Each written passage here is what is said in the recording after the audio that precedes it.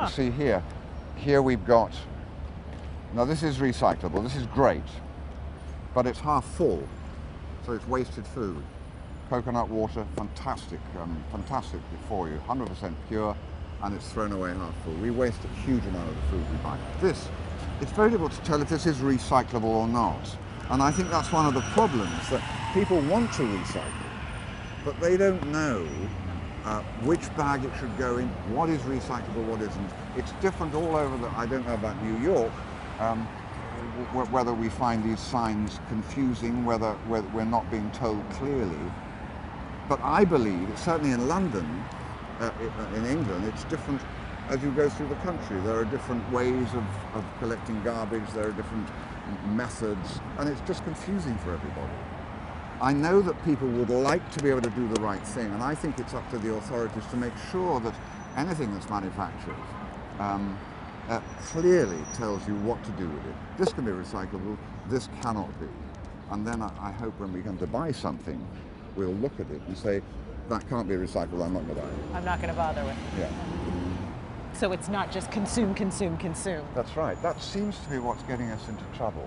And you personally, have you cut back on your consumption of goods? I've always been like that. Yeah? Not a big shopper, not a big spender? No, my wife has always taken some comfort in the fact that I never really throw anything away. I get huge pleasure from mending things. I get very angry when I have something which breaks down and I take it to get it repaired, and they say, oh no, you can't repair this, it's actually cheaper to buy a new one. I say, well, it may be cheaper to buy a new one, but is it better to buy a new one? So what have you mended? Like what? Oh, well, my motor cars are all incredibly old. Really, your cars? Yeah. I mean, I have quite a few cars because I have quite a few places I live, but they're all, I think the youngest is 10 years old, and the oldest is 34 years old. And we just keep repairing them. I have an old Land Rover which I use, and we keep welding it up and putting it together and, you know, replacing. Does that hold true for clothing and things like that? I mean, well, do you darn socks? Look at it. This jacket is 30 years old. It is not. It is. Scarf. Do I darn? I can't darn, but I do get clothes mended. Yes. Really? Yeah. If there's a hole in a sweater or whatever, I get it darned. And I actually think that's quite chic. I mean, chic. It's chic, but it also pleases me.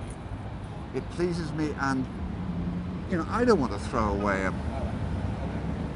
a knitted sweater if it has a couple of moth holes in it. I'd rather darn it. They look quite nice, and it gives it longer life. I hate this business of, just as an attitude, I hate this business of, oh, something's not quite perfect anymore, I'll throw it out.